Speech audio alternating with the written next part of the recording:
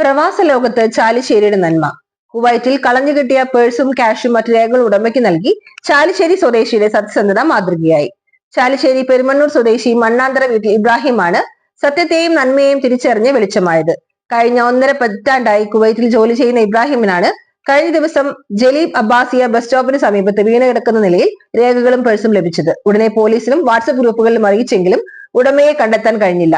പ്രവാസ ജീവിതത്തിൽ ഓരോ രൂപയുടെയും മൂല്യം തിരിച്ചറിയാമായിരുന്ന യുവാവ് ലഭിച്ച രേഖകളുമായി വേഗത്തിൽ ബാങ്കിലെത്തി. അഡ്രസ് ശേഖരിച്ച ശേഷം ഉടമയുടെ താമസ സ്ഥലത്ത് ഇവ കൈമാറി.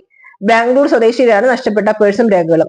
നഷ്ടമായെന്ന് കരുതിയെല്ലാം ലഭിച്ചതിലും ഇബ്രാഹിം ചെയ്ത പൊന്നുപോലുള്ള കാരുണ്യത്തിനും യുവതി നന്ദി പറഞ്ഞു. अस्सलाम वालेकुम। मेरी कल पर्स गम के कल से मैं टेंशन में थी। पंप ये केरला के भाई है, क्या नाम है आपका? इब्राहिम। उसमें पैसे भी थे 70 दिनार, बताखा, बैंक कार्ड, सब कुछ।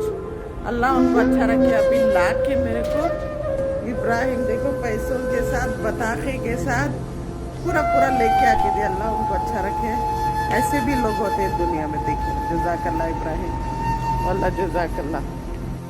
देखो मैं बोला कुछ गिफ्ट चाहिए ले लो, कुछ भी नहीं चाहिए, बस दुआ चाहिए बोलते हैं। देखो वल्लाह मैं कुछ चाहिए मेरे तरफ से गिफ्ट ले लो बोलते तो नहीं चाहिए, तो बस दुआ चाहिए। फिर ये बंदा बोल रहे तुमको चाहिए तो मेरे को बोलो बोल रहे। वल्लाह जज़ाकल्लाह। ऐसे भी लोग होते हैं दुनिया।